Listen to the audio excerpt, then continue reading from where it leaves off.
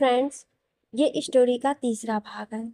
अगर आपने इससे पहले वाली स्टोरी नहीं सुनी है तो डिस्क्रिप्शन में प्लेलिस्ट की लिंक है, आप वहां जाकर के सुन सकते हैं। हर रोज स्टोरी का नया भाग देखने के लिए चैनल को सब्सक्राइब करके बेल आइकन को प्रेस कर लें ताकि नई आने वाली वीडियो की नोटिफिकेशन सबसे पहले आपको मिल सके। और हाँ, प्लीज़ आप लोगों से रिक्वेस्ट है कि आप लोग कहानी को पूरा ज़रूर सुने।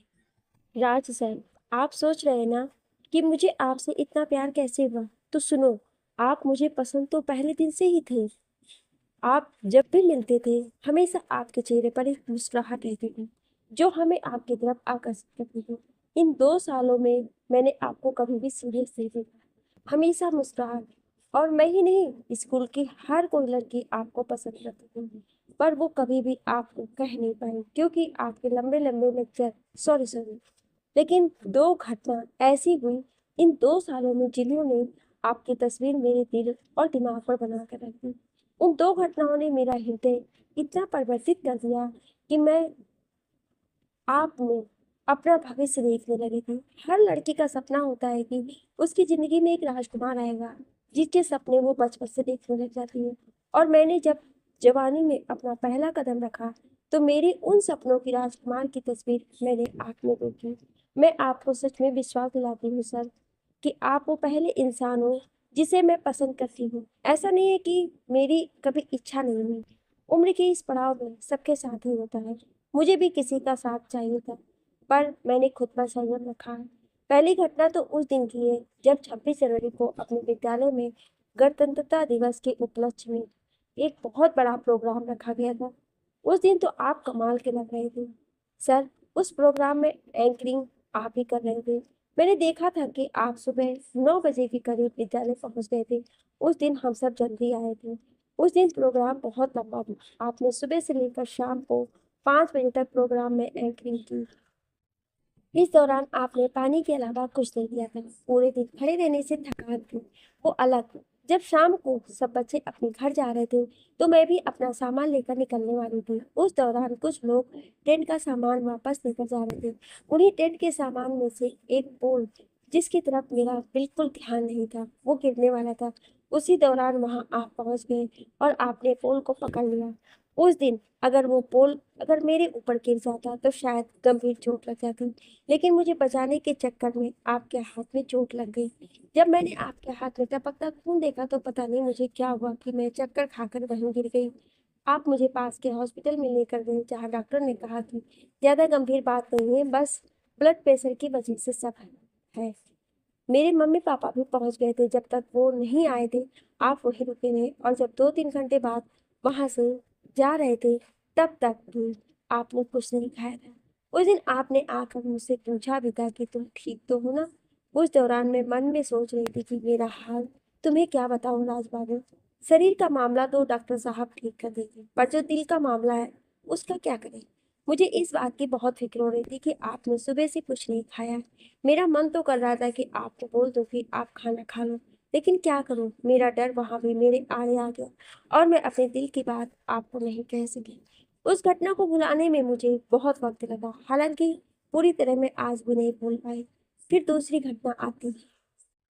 आपको याद है 5 सितंबर को उस दिन मैं आपके लिए चाय लेकर आई थी। उस दिन आंटी जी तो आई नहीं थी, तो उस दिन चाय मैंने ही बनाई थी। चाय कितनी बनानी है इसका मुझे ध्यान नहीं रहा, इसलिए चाय कम बनी थी।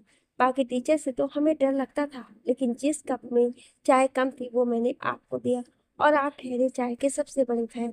तो आपने सीधा सा सवाल कर दिया, इतनी सी चाय, इसे पीऊं या चेक करूं कैसी बनी है। तो पता नहीं उस दिन कैसे मेरे मुंह से निकल गया कि पूरे दिन चाय पीते रहते हो, इतनी चाय नहीं पीनी चाहिए। और आपने भी सामने से आसानी से जवाब दे दिया कि अगर तुम्हें पसंद नहीं तो आज के बाद चाय नहीं पीएंगे, और आपने सच में चाय छोड़ दी। दोबारा मेरी हिम्मत नहीं हुई कि मैं आपको कुछ भी बोलूं, तो मैंने अंदर आकर कीर्ति को बोला कि जाकर सर को बोल दे कि प्लीज चाय पी लो, मैं उनके लिए और बना देती हूँ। कीर्ति आपके पास गई, उसने आपको क्या बोला ये तो मुझे नहीं पता, और ना ही मैंने उससे पूछा, परंतु आपने चुपचाप वो चाय पी ली। मैं घर जाने के बाद सोच रही थी, यार एक तो चाय इतनी कम थी, ऊपर से ठंडी और हो गई थी, फिर भी आपने बिना किसी शिकायत के चाय पी। उसके बाद मैंने अगले 2 महीने तक देखा कि आप स्कूल में चाय नहीं पीती थी। मैंने बहुत सोचा कि आपको बोल दूँ कि आप चाय पी लिया करो, परंतु मैं नहीं बोल पाई। वैसे आपने चाय छोड़ दी, अच्छा ही है, क्योंकि मैं भी चाय नहीं पीती कभी। अब तक आपको आपके सारे सवालों के जवाब मिल गए और मैं लास्ट में आपको यही कहना चाहूँगी कि हाँ, बहुत प्यार करती हूँ मैं आपसे, बहुत ज़्यादा। तुम वो पहले इंसान हो जिसे मैंने दिल से चाहा।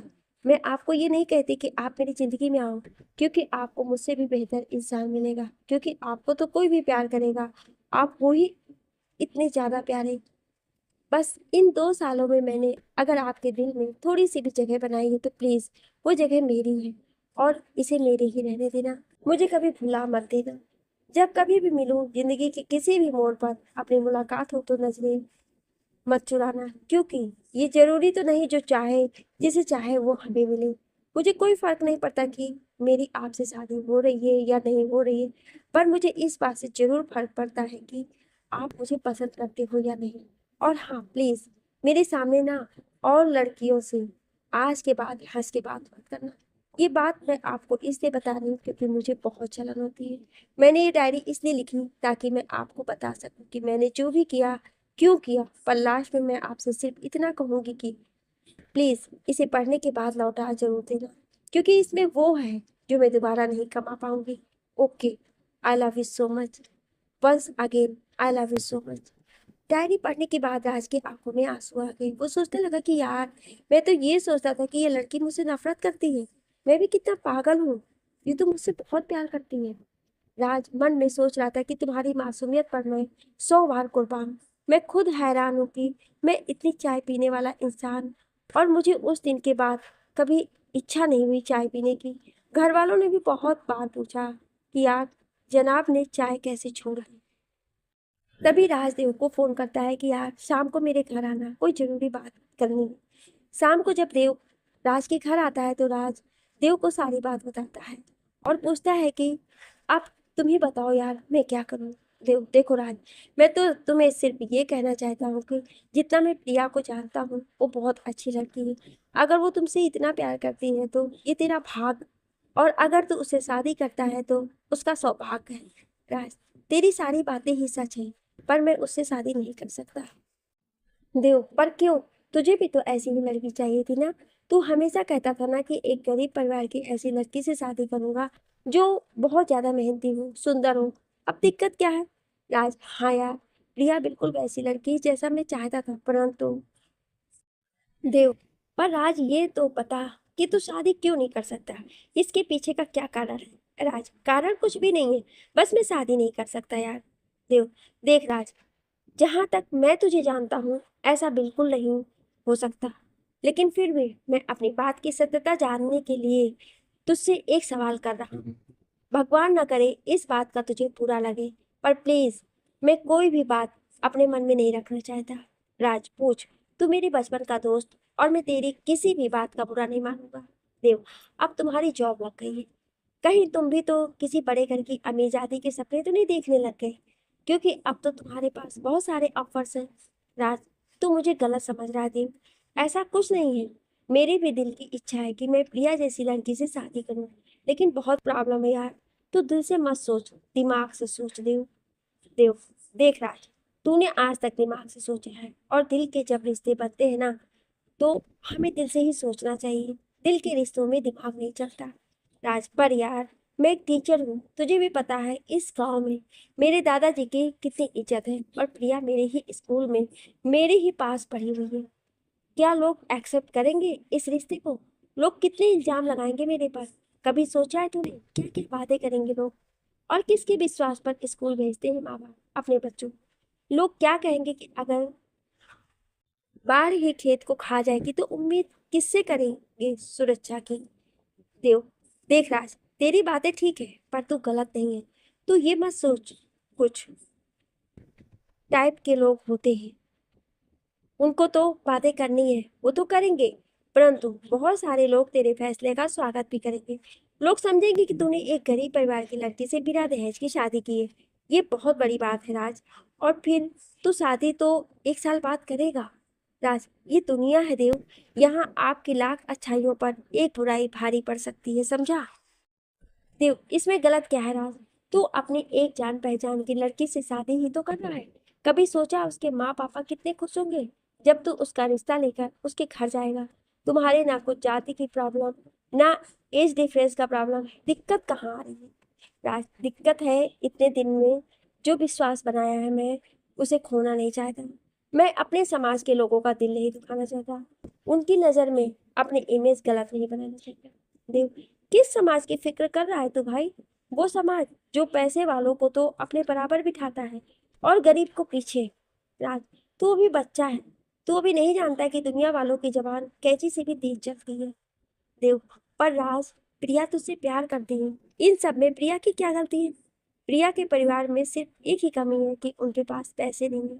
उसके अलावा वो इतनी गुणवान लड़की है कि तुझे दीपक लेकर ढूंढने पर भी ऐसी लड़की नहीं मिलेगी। तेरी किस्मत अच्छी है कि वो तुझे पसंद करती है। उसने तेरी अच्छाइयों को पहचाना है। तू भी उसकी काबिलियत को पहचान यार। अगर तूने आज उसका हाथ नहीं थामा तो इतनी इंटेलिजेंट लड़की, मुझे तो उसके भविष्य के बारे में सोचकर फिक्र हो रही है। राज, मैं मानता हूँ कि प्रिया बहुत अच्छी लड़की है। अभी वो पढ़ रही है यार। अपनी जिंदगी वो खुद बना सकती है और वो इतनी ज़्यादा टैलेंटेड है कि उसे किसी सहारे की ज़रूरत नहीं है। और रही बात प्यार की, तो ये कच्ची उम्र का अट्रैक्शन होता है जो कि इस उम्र में हर किसी के साथ होता है। देव, ठीक है, उसकी उम्र तो कच्ची है, पर तू उससे प्यार करता है, उसका क्या? राज, क्या बकवास है? गुस्से से बोलता है देव। बकवास नहीं है, सच कह रहा हूँ। सच सुनने की हिम्मत होनी चाहिए तेरे में।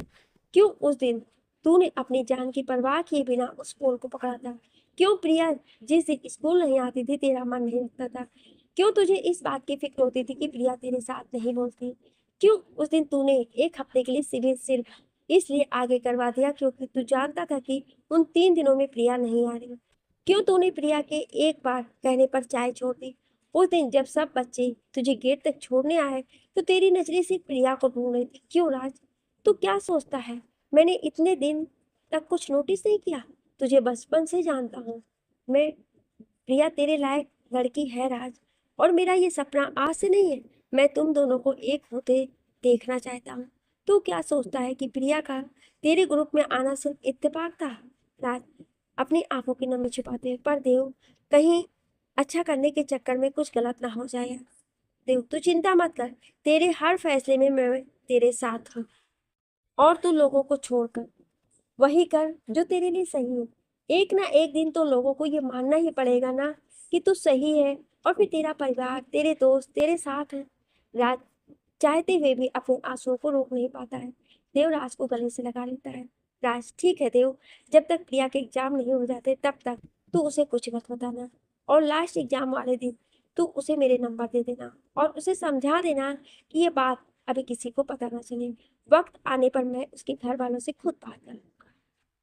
इसके बाद छुट्टियां खत्म होते ही राज अपने स्कूल के लिए निकल जाता है। देव जब पहले दिन स्कूल जाता है तो जाते ही उसे सामने से प्रिया आती हुई दिखाई देती है। प्रिया इतनी एक्साइटेड होती है जैसे वो देव का ही इंतजार करती है।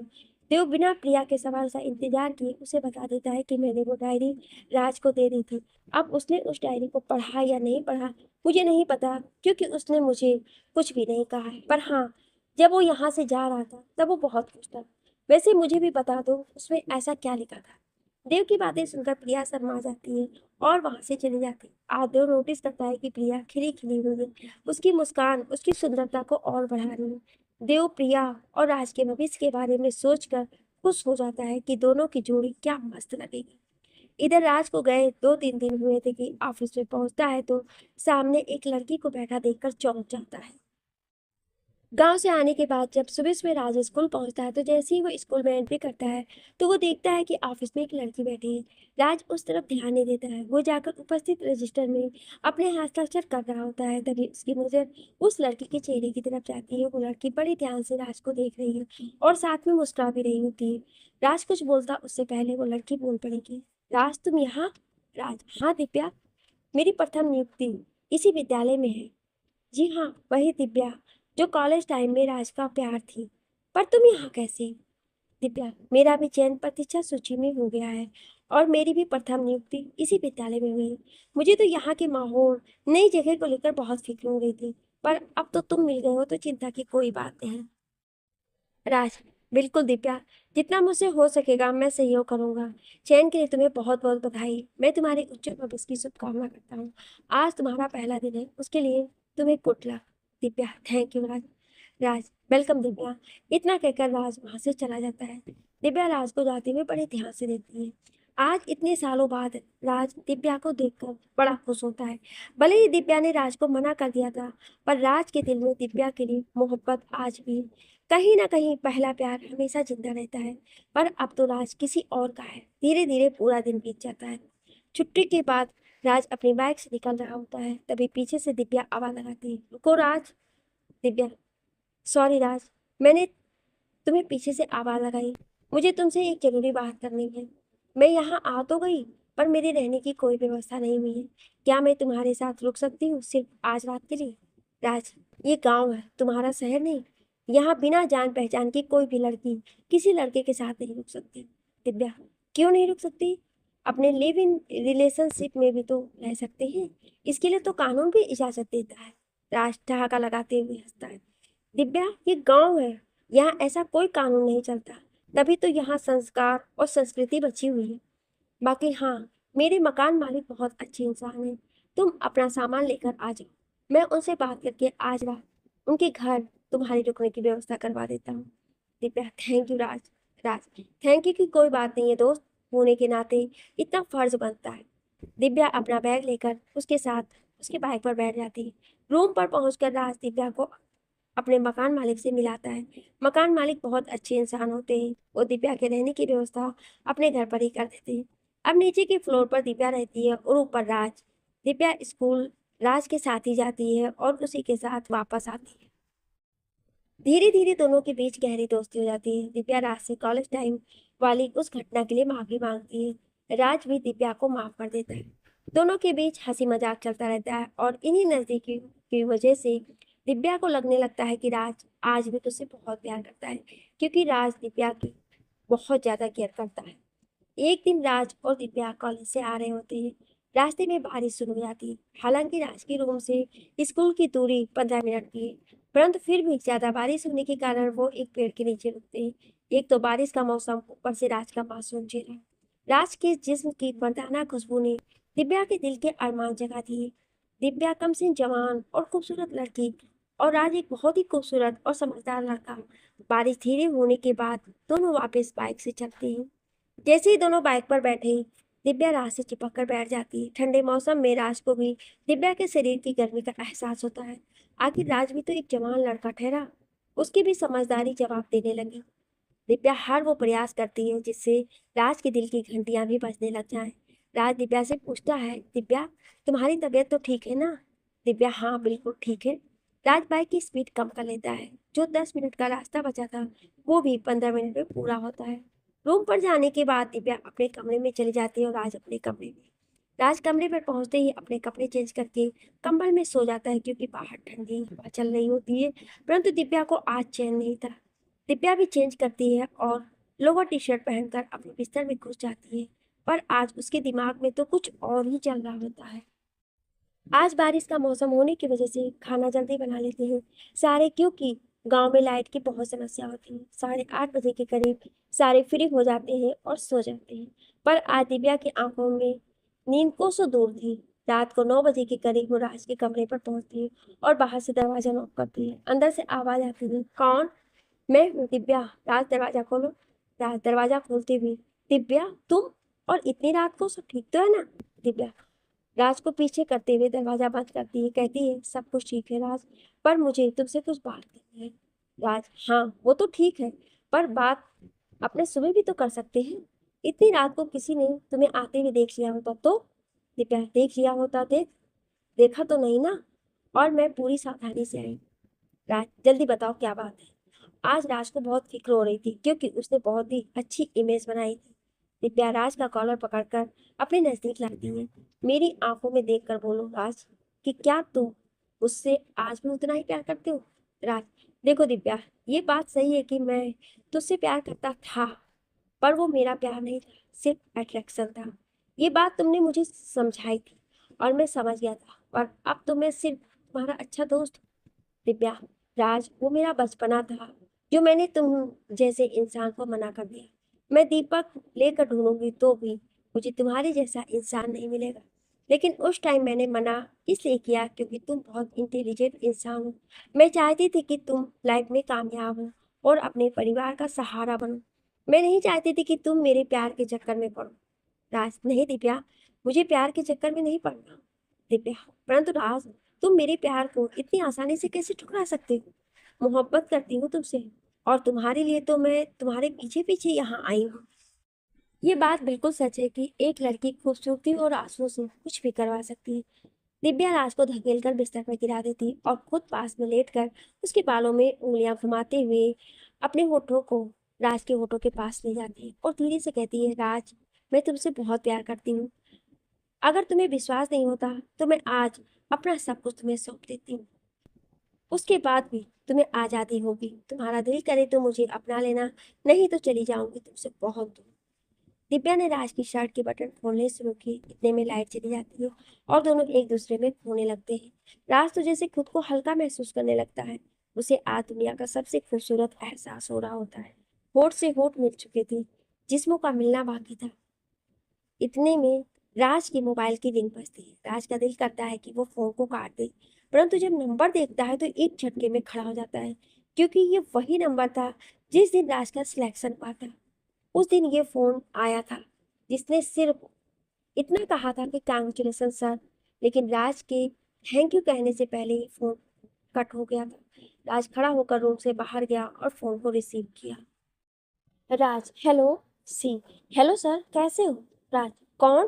प्रिया। सी, हाँ सर, कैसे हैं आप? राज, मैं ठीक हूँ, तुम सुनाओ। आज सूरज किधर से निकलेगा? प्रिया रानी, आपको आज हमारी याद कैसे आई? प्रिया, ऐसा तो कोई दिन भी नहीं होता सर जब मैं आपको याद नहीं करती। राज, मैंने तो कभी ऐसा महसूस नहीं किया। सीधे मुंह कभी बात तो की नहीं याद करने का, और बोलते हो। प्रिया, हाँ, उसके लिए आप मुझे सुना सकते हो, लेकिन आपको भी पता है सर मैं आपके साथ क्यों नहीं बोलती हूँ। राज, सॉरी, प्रॉब्लम का सॉल्यूशन चुप रहना ही थोड़ी होता है। मिस साइलेंट, तुम मुझसे बात तो करके देखती, तुम्हारी हर प्रॉब्लम का सॉल्यूशन मिलता। प्रिया, चिंता मत करो, मैंने अपनी जिंदगी की सारी प्रॉब्लम का सॉल्यूशन आप में ही ढूंढा है। राज, मेरे चैन वाले दिन फोन तुमने ही किया था ना? प्रिया, हाँ। राज, अपनी अपनी बोल दी, हमारा भी तो थैंक यू सुन लेती। प्रिया, जवाब में सिर्फ मुस्कुरा देती हूँ। सर, आपने वो डायरी पढ़ ली क्या? राज, हाँ, मैंने वो डायरी पढ़ ली है, लेकिन फिलहाल मैं तुम्हें कुछ भी जवाब नहीं दूंगा। प्रिया, जवाब मैं आपसे पूछूंगी भी नहीं, क्योंकि मैं हाँ के लिए और ना के लिए दोनों के लिए तैयार हूँ। आप मेरे से बात कर रहे हो, मेरे लिए यही काफी है। ये भी किसी सपने के सच होने जैसा है। राज, अच्छी बात है, प्रिया काफी समझदार हो।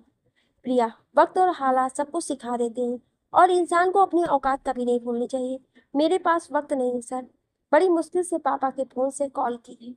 आप दोबारा कॉल बैक मत करना। जब मेरी इच्छा होगी या वक्त मिलेगा तो मैं खुद कॉल कर लूंगी।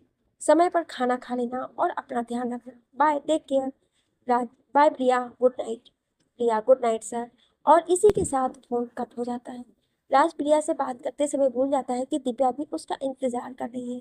राज जल्दी से रूम में पहुंचता है। दिव्या अपने मोबाइल में व्यस्त थी और राज का इंतजार कर रही थी। राज, दिव्या जल्दी से अपने रूम में जाओ। दिव्या, इतनी भी क्या जल्दी है? राज, पूरी नाइट हमारी है, और इतना क्या जरूरी फोन आ गया था जो तुम बीच में चले गए? ऐसे भी कोई जाता है क्या? राज, मुझे तुम्हारी बकवास सुनने में कोई इंटरेस्ट नहीं है, तुम जल्दी से अपने रूम में जाओ। दिव्या, मैं कहीं नहीं जाने वाली राज, मैं आज की रात यहीं रुकूंगी। राज, देखो दिव्या, ऑलरेडी तुम वो कर चुकी हो जिसके लिए मैं तैयार नहीं था। अब इससे ज्यादा अगर तुमने आगे बढ़ने की कोशिश की तो अंकल को इसी वक्त रूम पर बुला लूंगा, और मैं स्पष्ट बोल दूंगा कि या तो इस घर में दिव्या रहेगी या मैं रहूंगा। दिव्या, ऐसा क्या हो गया है राज तुम्हें? कॉलेज में तो मेरे आगे पीछे घूमते थे, और आज जब मैं खुद तुम्हें कह रही हूँ कि मैं तुमसे प्यार करती हूँ तो तुम इतने भाव खा रहे हो। राज, प्यार? प्यार करने से पहले प्यार का मतलब सीख कर आना। दिव्या, इसे तुम प्यार कहती हो? वो तो ठीक है कि एंड वक्त पर मेरा फोन आ गया, नहीं तो आज जीवन भर जो संस्कार कमाए थे एक पल में सब खत्म हो जाता। दिव्या, ये सब हमारे शरीर की जरूरत है राज। जिस प्रकार हमें भूख लगने पर हम खाना खाते हैं, उसी प्रकार राज दिव्या को बीच में रोक कर, जस्ट शट अप, तुम्हें समझाना बेकार है, इसी वक्त मेरे रूम से चली जाओ। दिव्या गुस्से में वहां से चली जाती है। राज असमंजस की स्थिति में पड़ जाता है। वो गुस्से से उठता है और अपना मुंह अच्छे से धोता है। आज राज की इच्छा होती है कि वो अपने होठों को काट ले। राज को खुद पर बहुत ज्यादा गुस्सा आता है कि वो ऐसे बहक कैसे सकता था। वो तो अच्छा हुआ कि प्रिया का ऐन वक्त पर फोन आ गया, वरना मैं अपने आप को कभी माफ नहीं कर सकता था। राज यही सब सोचते हुए सो जाता है। सुबह जल्दी उठकर तैयार होता है और स्कूल के लिए निकलता है। दिव्या उसका गेट पर ही इंतजार करेगी। राज गेट पर बाइक रोकता है और दिव्या को साथ बैठा लेता है। रास्ते में एक मंदिर पर बाइक रोकता है और दिव्या को अपने साथ बुलाता है। राज, देखो दिव्या, तुम मुझे बहुत अच्छी लगती हो, पहले भी और आज भी, लेकिन अब मैं किसी और का हूँ। और उसके बाद राज पूरी बात दिव्या को बता देता है। दिव्या, तुम्हारी कहानी सुनने के बाद मैं तुम लोगों के बीच में तो नहीं आऊंगी, लेकिन इतना जरूर कहूंगी राज कि जिंदगी सिर्फ प्यार से नहीं मिलती। ये सब सुनने में और फिल्मों में ही अच्छा लगता है। इसके लिए पैसा चाहिए। अगर मेरा हाथ थामते तो इतना दहेज लेकर आते कि तुम्हारे और तुम्हारे घर वालों की आंखें फटी की फटी रह जाती। दोस्त होने के नाते एक राय देती हूँ, थोड़ा प्रोफेशनल बनो, भावना में बहना बंद करो, बाकी तुम्हारी मर्जी। राज, मेरी बात सुनो दिव्या, मैं मानता हूँ कि जिंदगी में पैसा बहुत कुछ होता है, लेकिन मैं ये मानने को कभी तैयार नहीं होगा कि पैसा ही सब कुछ होता है। दिव्या, मुझे ये नहीं पता कि तुमने उस लड़की में क्या देखा, लेकिन जिस दिन प्यार का भूत उतरे ना, उस दिन मेरे पास आ जाना। ये दिव्या तुम्हारा इंतजार करेगी। राज, दिव्या, अगर आज मेरा एक्सीडेंट हो जाए, मेरे दोनों हाथ और दोनों पैर चले जाए, क्या उस समय भी तुम्हारे हाथ मेरे कंधे पर होंगे? क्या उस वक्त भी तुम मेरा साथ दोगे? दिव्या। दिव्या कोई जवाब नहीं देती। राज, प्रिय दोस्त होने के नाते मैं ये बात तुमसे भी कहना चाहूंगा, पैसों के लिए जो तुम्हारा घमंड है उसे त्याग दो। कहीं ऐसा ना हो कि एक दिन तुम्हारे पास पैसा हो तो पर सुख नहीं। दिव्या, मेरी फिक्र छोड़ो राज, तुम अपनी फिक्र करो। राज, ओके, या चले, स्कूल के लिए लेट हो रहा है। दिव्या और राज स्कूल आ जाते हैं। आज राज बहुत खुश है क्योंकि प्रिया का कॉल आया था। राज बार बार कॉल हिस्ट्री में जाकर प्रिया का नंबर देखता है और मन ही मन खुश होता है। इसी तरह पूरा दिन निकल जाता है और शाम को रूम पर पहुंचकर राज प्रिया के फोन का इंतजार करता है। शाम को 6 बजे के करीब प्रिया की कॉल आती है। राज, हेलो प्रिया, कैसी हो? प्रिया, मैं ठीक हूँ सर, आप बताओ कैसे हो? राज, मैं भी ठीक हूँ, मुझे तुमसे कुछ पूछना है। प्रिया, सर, आपको मेरे से कुछ भी बोलने से पहले इजाजत लेने की जरूरत नहीं। राज प्रिया से वही प्रश्न पूछता है कि अगर मुझे कुछ हो जाए तो क्या उस वक्त भी तुम मेरा साथ दोगी? प्रिया, भगवान न करे सर कि ऐसा कुछ भी हो, लेकिन फिर भी आपने जितना प्रिया को जाना है उससे भी कहीं ज्यादा सहनशील और संयमित हूं मैं। अगर 7.6 बिलियन लोगों की भीड़ में मैंने आपको चुना है तो मरते दम तक परछाई बनकर आपका साथ दूंगी। आपने विश्वास किया है, कभी नहीं टूटेगा, भरोसा रखो। राज, आंखों में आंसू आ जाते हैं। राज प्रिया को दिव्या के साथ हुई घटना बता देता है कि कैसे उसकी हरकतों की वजह से मैं बहक गया था। लेकिन प्रिया, मैं बहक जरूर गया था, पर मैं अभी तक गलत नहीं हूँ। प्रिया, डोंट वरी सर, अगर आपको सच में आपकी गलती का एहसास है तो मुझे कोई फर्क नहीं पड़ता, पर मैं आपसे इतना जरूर कहूंगी कि मैं खुद से भी ज्यादा भरोसा करती हूँ आप पर, और मैं आपको विश्वास दिलाती हूँ कि आपका भरोसा कभी नहीं टूटेगा। आप मेरा विश्वास मत टूटने देना। राज रोते हुए अनायास ही उसके मुंह से निकल जाता, I love you Priya, I love you so much. Priya, आज प्रिया की आंखें भी नम होती, I love you too sir. Raj, Priya, आज से सिर्फ राज, ओके, समझ गई? प्रिया, इतना जल्दी तो नहीं हो पाएगा, लेकिन फिर भी मैं कोशिश करूँगी। राज, ओके प्रिया, अपनी पढ़ाई पर ध्यान दो और तुम्हारा रिजल्ट बेहतरीन रहना चाहिए। प्रिया, ओके सर, आप चिंता मत करो, बाय। फोन कट होने के बाद राज वहीं बैठकर कुछ सोचता है। उसे अब तक हुई घटनाओं से इतना एहसास हो जाता है कि प्रिया उसके लिए सही है, और सिर्फ उसके लिए ही नहीं, उसके परिवार के लिए भी प्रिया सही है। प्रिया एक ऐसी लड़की जो परिवार को जोड़कर रखेगी। और तभी वो अपना मोबाइल निकालता है और किसी को कॉल करता है। राज, हेलो, जैसा तुमने कहा था बिल्कुल वैसा ही हुआ है। प्रिया से बात करने के बाद राजदेव को फोन करता है। राज, हेलो यार, देव, तुमने जैसा बोला था ना बिल्कुल वैसा ही हुआ है मेरे भाई। प्रिया ने मुझे कॉल किया था, देव, हाँ यार, जिस तरह से प्रिया खुश होकर गई थी, मुझे लगा था कि वो तुम्हें कॉल करेगी। राज, थैंक यू सो मच यार देव, आज मैं बहुत खुश हूँ। प्रिया बहुत अच्छी लड़की है और मैं उसे बहुत प्यार करता हूँ। देव, ओहो, तो कुल मिलाकर बात ये है कि जनाब को समझ में आ गया कि प्रिया अच्छी लड़की है, वरना भाई साहब को फुर्सत कहाँ थी समाज की इज्जत की बातें करने से। राज, तू टांग खिंचाई करने में कभी बाज मत आना यार। चल ठीक है यार, फोन रखता हूँ, मैं भी खाना खाऊंगा। आज स्कूल में बहुत काम था, मैं थक गया हूँ, आज मस्त वाली नींद लेनी है मुझे, सोने दे। फोन साइलेंट करके सोऊंगा मस्त। देव, बेटा राज, तेरे फोन से साइलेंट करने वाले दिन गए। ध्यान रखना, मैडम का भी फोन आ सकता है, और अगर प्रिया का कॉल तुमने नहीं उठाया तो तुम्हारी वो क्लास लगाएगी, तो मजा आ जाएगा। राज, थैंक यू मेरे बारे में इतनी अच्छी अच्छी बातें सोचने के लिए। तेरे जैसे दोस्त होना तो दुश्मनों की कोई जरूरत ही नहीं है। देव, ओके बाबा, बाय, टेक केयर। फोन रखने के बाद देव मन ही मन बहुत खुश होता है, क्योंकि आज उसका सबसे अच्छा दोस्त बहुत खुश है। सच्चे दोस्त होते हैं, उनकी एक खासियत होती है, वो मुंह पर तो खूब खिंचाई करते हैं लेकिन पीठ पीछे हमारे बारे में अच्छी बातें ही सोचते हैं। इधर राज प्रिया के ख्यालों में खोया हुआ है। आज तक भगवान को ना मानने वाले राज ने आज भगवान का शुक्रिया किया है और प्रार्थना की कि भगवान, चाहे जिंदगी में जो कुछ हो जाए, बस प्रिया खुश रहे, मेरा परिवार खुश रहे। भगवान, मुझे नहीं पता कि मैं जो कर रहा हूँ या अब तक मैंने जो किया है वो सही है या गलत, बस जिस रास्ते पर चल पड़ा हूँ उस पर साथ देना।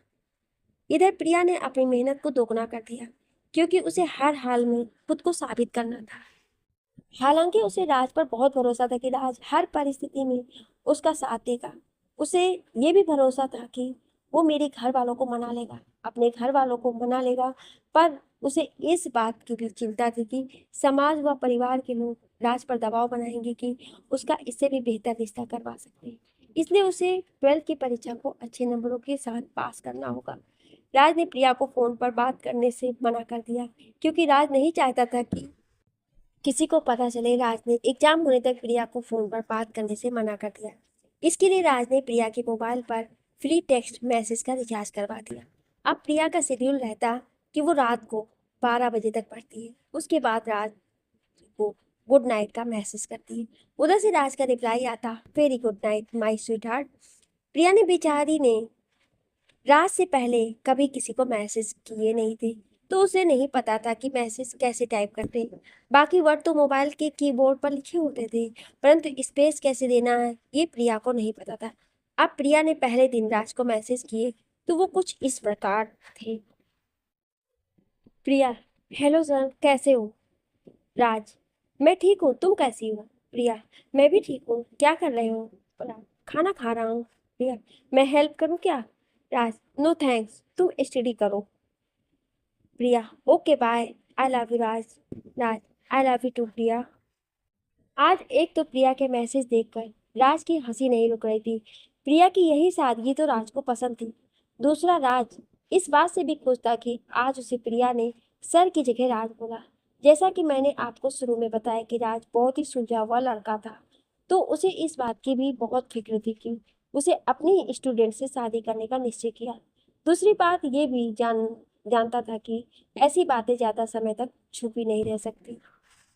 कुछ दिन तक तो ऐसे ही चलता रहा। प्रिया के बिना स्पेस वाले मैसेज आते रहे।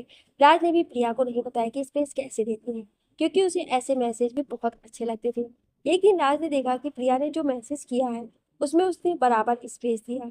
जब राज ने इस बारे में प्रिया से पूछा तो प्रिया ने कहा कि उसे कीर्ति ने बताया कि स्पेस कैसे देते हैं। राज नाराज हो गया। उसने तुरंत प्रिया को डांटा कि तुम ऐसा कैसे कर सकती हो, जब मैंने कहा कि किसी को नहीं बताना तो। रिया ने कहा कि उसने कीर्ति को कुछ नहीं बताया, उसने सिर्फ यही कहा कि अगर कभी किसी को मैसेज करना हो तो स्पेस कैसे देते। राज को हंसी आ गई।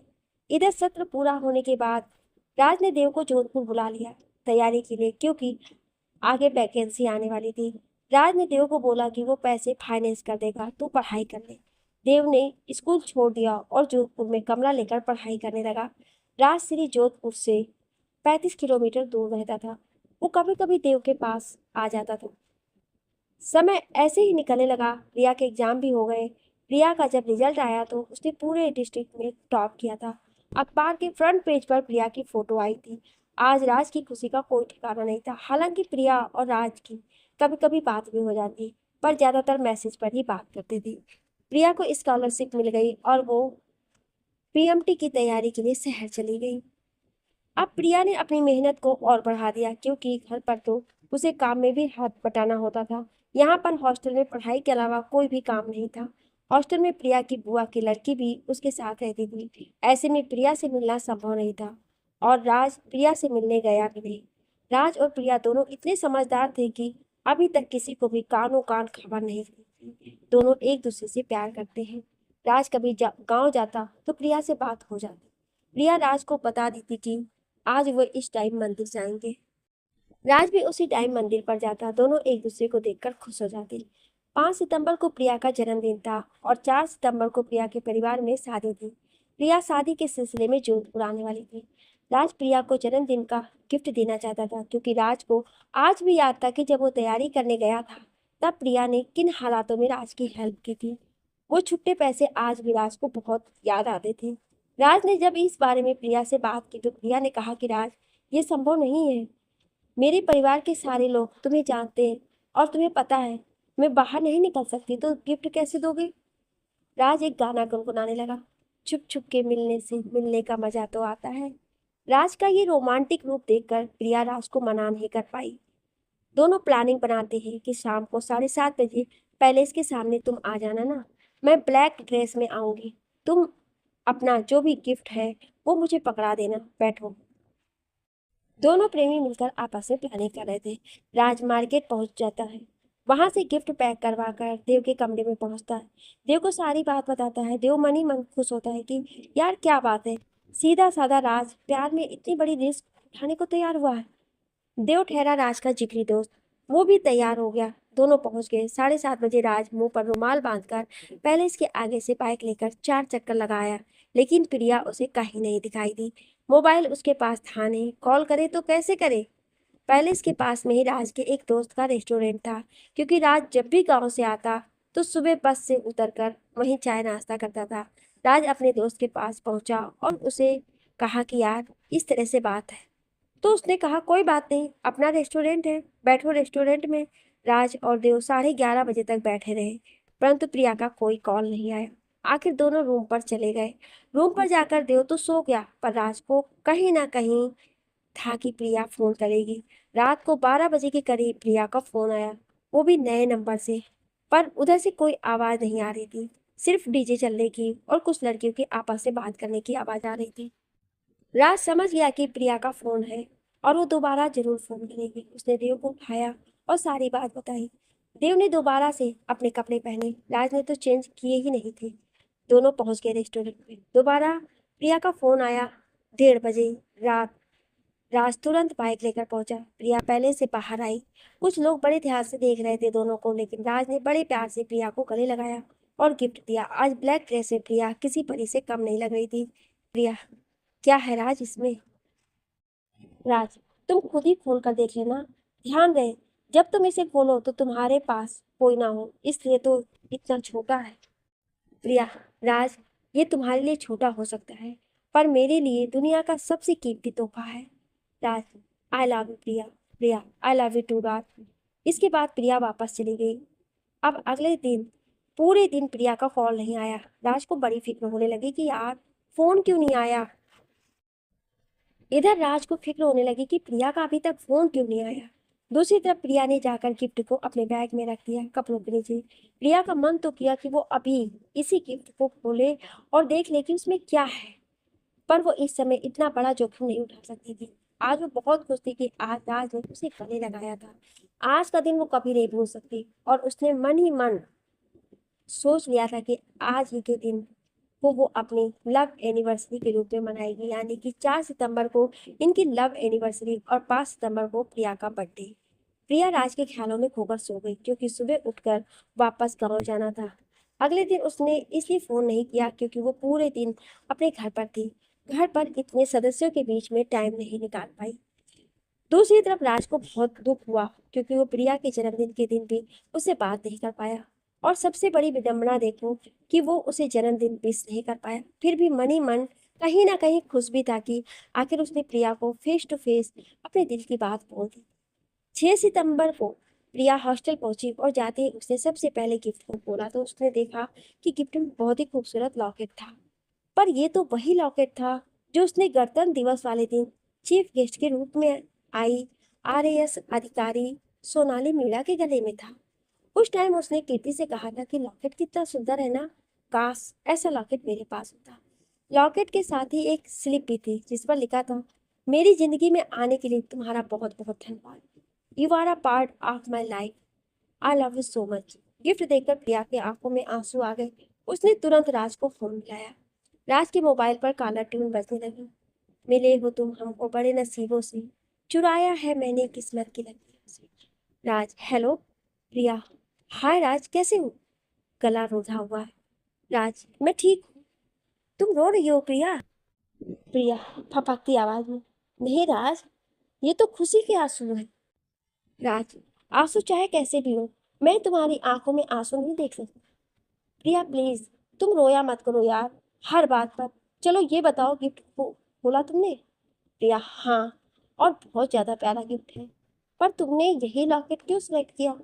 राज, उस दिन जब सोनाली मीना का संबोधन हो रहा था तब मैंने तुम्हारी और कीर्ति की बात सुनी थी। इस लॉकेट के पीछे छोटा सा बटन है, उसे प्रेस करोगे तो ये खुल जाएगा। इसमें मेरी और तुम्हारी फोटो है। तुमने स्कूल में आई कार्ड के लिए जो फोटो दी थी उसी का छोटा साइज बनाकर मैंने इसमें लगाया है। उम्मीद है तुम्हें बहुत ज्यादा पसंद आएगा। खोल कर देखना। प्रिया खोल कर देखती, thank you so much Raj, but मैंने तो इसे खोल कर देखा ही नहीं। मैंने तो सिर्फ फ्रंट पर जो राधा कृष्ण की फोटो लगी थी वही देखी। ये बहुत ज्यादा प्यारा है, पर तुमसे ज्यादा नहीं। राज, और सब बढ़िया है ना? घर पर किसी तरह की कोई प्रॉब्लम तो नहीं है ना? किसी को पता तो नहीं चला ना अभी तक?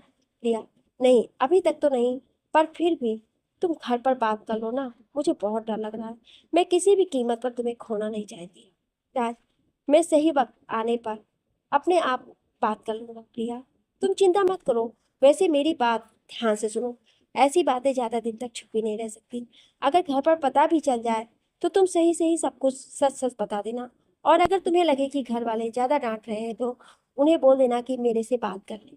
प्रिया, ओके राज, मैं स्टडी कर रही हूँ, मुझे कैसे भी करके पीएमटी में सिलेक्शन करवाना है। राज, ओके डॉक्टर साहिबा, आप तैयारी कीजिए, bye, take care. Priya, bye Raj, और हाँ, I love you so much. Raj, I love you too my sweetheart. Phone रखने की बात राज सोचने लगता है कि यार वो किसी से बात करे तो किससे करे। तभी उसे अपने मम्मी पापा का ख्याल आता है, क्योंकि राज जानता था कि ऐसी बातें किसी और को बताने से क्या फायदा है। मुझे अपने मम्मी पापा से ही बात कर लेनी चाहिए, क्योंकि आखिर में डिसीजन तो उन्हीं को ही लेना था ना। राज तुरंत अपने पापा को फोन करता है और सारी बात उन्हें सच सच बता देता है। राज के पापा बहुत खुश होते हैं। वो कहते हैं कि बेटा, अगर तू प्रिया को जानता है, वो अच्छी लड़की है, तो ये बहुत अच्छी बात है। धन तो कमाने से होता है, किसी के देने से थोड़ी होता है। कोई बात नहीं, मैं वक्त निकाल कर भी प्रिया के पापा से बात कर लूंगा। राज मन ही मन बहुत खुश होता है। उसे यह एहसास होता है कि दुनिया में माँ बाप से बढ़कर कोई दोस्त नहीं होता, ना ही माँ बाप से बढ़कर कोई हितैषी होता है। अगले दिन राज प्रिया को भी ये बात बता देता है कि उसने अपने घर पर बात कर ली है और मेरे घर वाले मान भी गए। प्रिया बहुत खुश होती है। वो कहती है, मन करता है राज तुम्हें गले से लगा लूं। राज मजाक के अंदाज में कहता है, चिंता मत करो, जब शादी हो जाए तो गले से दूर ही मत करना। वक्त बीतता गया। करीब 1 महीने बाद राज के पापा ने बात चलाने का प्लान बनाया ही था कि एक दिन प्रिया का फोन आया। प्रिया, राज, बहुत बड़ी गड़बड़ हो गई है, तुम्हारे और मेरे बारे में घर पर पता चल गया है। राज चिंतित मुद्रा में, लेकिन ये सब हुआ कैसे? प्रिया, राज, मैं पिछले सोमवार को गांव गई हुई थी। वहां मुझे भाभी ने पूछा कि ये लॉकेट तुम्हें किसने दिया, तो मैंने कह दिया कि मुझे कीर्ति ने दिया था। और कल जब भाभी मंदिर गई थी तो वहां कीर्ति उन्हें मिली, तो भाभी ने कीर्ति को बोला कि तुमने प्रिया को लॉकेट बहुत सुंदर दिया। तो कीर्ति ने मना कर दिया कि मैंने कोई लॉकेट प्रिया को नहीं दिया। और ये बात मुझे तब पता चली जब आज पापा का कॉल आया कि प्रिया, कल मैं तुम्हें लेने के लिए आ रहा हूँ, अपना सामान पैक रखना। और अभी मुझे कीर्ति का कॉल आया और उसने मंदिर वाली सारी घटना मुझे बता दी। राज, मैं किसी भी कीमत पर तुम्हें खोना नहीं चाहती। पापा कल सुबह 9 बजे आएंगे, उससे पहले हॉस्टल के सामने 7:30 बजे पहुंच जाना और ये लॉकेट वापस ले जाना। जब सब कुछ सही हो जाएगा तो मैं तुमसे वापस ले लूंगी, क्योंकि मैं नहीं चाहती कि गुस्से में घर वाले लॉकेट को कोई नुकसान पहुंचाए। और प्रिया रोने लगी। राज, देखो प्रिया, रोने से कुछ नहीं होगा, और मैंने तुम्हें पहले ही कहा था कि ऐसी बातें ज्यादा दिन छुपाए नहीं छुपेंगी। तुम घर वालों को सब कुछ सच सच बता देना और मेरा नंबर दे देना, कहना कि मुझसे बात कर ले। मुझे जो कुछ भी कहना होगा मेरे से कह देंगे। और रही बात लॉकेट की, तो मैं सुबह जल्दी तुम्हारे पास पहुंच जाऊंगा। मैं 9 बजे बस चलती है, उसमें बैठता हूँ और सुबह 6 बजे के करीब तुम्हारे पास पहुंच जाऊंगा। तुम बेफिक्र रहो, खाना खाकर सो जाओ। जो होता है अच्छे के लिए होता है, और एक दिन तो हमें घर पर बताना ही था। थोड़ी प्रॉब्लम आएगी, पर फाइनली सब कुछ सही होगा।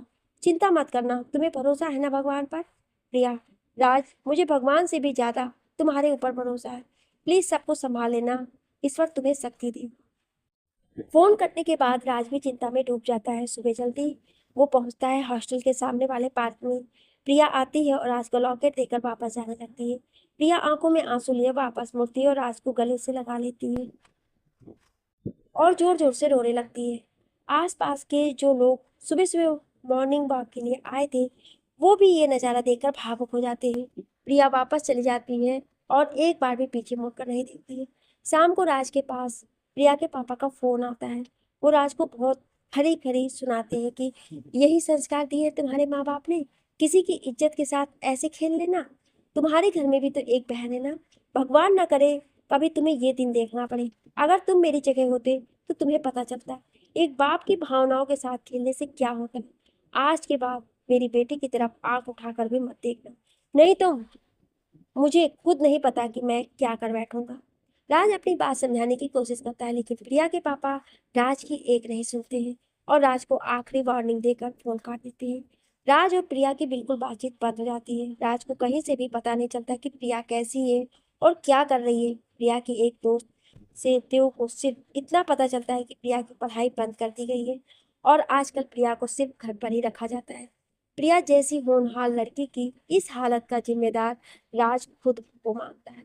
और करीब 1 महीने बाद एक दिन राज प्रिया के पापा की शॉप पर ही पहुंच जाता है, एक लेटर के साथ, जिसमें लिखा होता है, प्रिया अंकल नमस्ते, मैं इस पत्र में अपनी भावनाएं व्यक्त कर रहा हूँ। प्लीज आप इसे पूरा जरूर पढ़ो। हमारे समाज में वर्तमान समय में विचारणीय विधि प्रेम विवाह माँ बाप को पसंद नहीं, क्योंकि उनका मानना है कि समाज में उनकी इज्जत कम होती है। अब प्रश्न ये है कि प्रेम विवाह उचित है या माँ बाप के इच्छित स्थान पर विवाह करवाना उचित है। प्रेम विवाह का पक्ष लेने वाले तर्क देते हैं कि स्वयंवर चुनने की प्रथा तो हमारे ग्रंथों में प्राचीन काल से ही है। माँ बाप कहते हैं कि हम कौन सा आपके लिए बुरा ढूंढेंगे, हम भी तो आपका भला चाहते हैं। इन प्रश्नों के उत्तर ढूंढने से पहले जानते हैं कि हमारे समाज में रिश्ता तय करने की वर्तमान पद्धति क्या है। परिवार वाले अपने बच्चे का जब रिश्ता देखते हैं तो पहले जाति देखेंगे, फिर सामने वाले घर की परिस्थिति देखेंगे। परिवार की आर्थिक स्थिति अच्छी होनी चाहिए। दोनों पक्षों की सहमति के बाद एक और ड्रामा किया जाता है। लड़का लड़की को देखने जाता है और उन्हें 20 मिनट का बड़ा समय दिया जाता है। एक दूसरे को जानने का समझने का मौका दिया जाता है 20 मिनट के लिए। अब बात करते हैं वर्तमान समय में प्रेम विवाह की क्या परिभाषा है। आजकल के लड़के लड़कियां फिल्मी स्टाइल में अपने पार्टनर को प्रपोज करते हैं। सहमति बनने पर किसी रेस्टोरेंट में पार्क में घूमने जाते हैं। प्रेम पत्र एक विलुप्त होती प्रथा, लिखते हैं, मोबाइल से चैट करते हैं। जब प्यार परवान चढ़ जाता है तो दुनिया की परवाह किए बिना माँ बाप के अरमानों को अपने पैरों तले रौंद कर प्रेम के पंछी उड़ जाते हैं। उसके बाद कई बार तो माँ बाप समझौता कर उन्हें अपना लेते हैं। कई बार कुछ जोड़े आत्महत्या भी कर लेते हैं। कहने का तात्पर्य है, ये तो और भी बड़ा ड्रामा है। तो सही क्या है? सही यही है, बच्चों को पता होना चाहिए माँ बाप की इच्छा क्या है और माँ बाप को पता होना चाहिए बच्चों की पसंद क्या है। सब कुछ ध्यान में रखते हुए रिश्ते तय होने चाहिए। माँ बाप बच्चों की पसंद को भी उतनी ही तवज्जो दें जितनी समाज के बने नियमों को देते हैं। अगर आपके बच्चे की पसंद आपके और समाज की रिक्वायरमेंट को पूरा कर रही है तो आपको भी उसकी भावनाओं को सम्मान करते हुए उनके निर्णय पर विचार करना चाहिए। माँ बाप की इच्छा होती है कि लड़का या लड़की अपने समाज के होने चाहिए, जबकि बच्चों की इस मामले में ज़्यादा इच्छा होती है आत्मविश्वास अच्छा वाला चाहिए, दिखने में ठीक ठाक होना चाहिए, मेहनती होना चाहिए, हमें समझने वाला हो, समझदार होना चाहिए, एक दूसरे के विचार भी मिलना चाहिए, एक दूसरे का ख्याल रखने वाला। किसी के बारे में इतना जानना 20 मिनट की मुलाकात में तो संभव है ही नहीं। इसलिए बेहतर होगा, अगर बच्चे की पसंद अच्छी है तो माँ बाप को उस पर एक बार जरूर विचार करना चाहिए। ये सब पढ़ने के बाद आप विचार करें अंकल कि हमने गलत क्या किया। मैं प्रिया को 2 साल से जानता हूँ, वो बहुत अच्छी लड़की है। मेरे बारे में आप कहीं से भी पता कर लीजिए, अगर आपको एक भी कमी लगती है तो मुझे ठोकर मार देना। आप प्रिया की शादी मेरे साथ सिर्फ इसलिए नहीं करना चाहते हैं क्योंकि हम एक दूसरे को पसंद करते हैं। आपको लगता है कि इससे आपकी समाज में इज्जत कम हो जाएगी, लेकिन एक बार आप दोनों परिवार की खुशियां देखकर तो देखिए। मेरे पापा भी तो आखिर इस रिश्ते के लिए माने हैं। मैं आपके आगे हाथ जोड़ता हूँ। मैं प्रिया को हमेशा खुश रखूंगा और आपके परिवार के लिए एक बेटा बनकर दिखाऊंगा। प्लीज अंकल, एक बार सोचना जरूर, क्या मैं सच में गलत हूँ या जो समाज की धारणा है वो गलत। पत्र को पूरा पढ़ने के बाद प्रिया के पापा सजल नेत्रों से राज की तरफ देखते हैं और कहते हैं, मुझे माफ कर देना बेटा, पर तुम बहुत देर से आए हो। मैं तो प्रिया की शादी तय कर चुका हूँ। अगर तू चाहता है कि प्रिया हमेशा खुश रहे और एक बाप हमेशा खुश रहे, तो प्लीज प्रिया से हमेशा हमेशा के लिए दूर हो जा। इतने दिनों में हमने भी महसूस किया कि प्रिया तुझे बहुत पसंद करती है, पर मैं परिवार में बैठकर अपनी जुबान दे चुका हूँ और मैं अपनी जुबान से उसी दिन मुकरूंगा जिस दिन मेरे प्राण निकलेंगे। आगे की कहानी जानने के लिए सुनिए अगले भाग में। क्या आप अगला भाग सुनना चाहते हैं तो कमेंट में यस जरूर लिखिएगा। Thank you.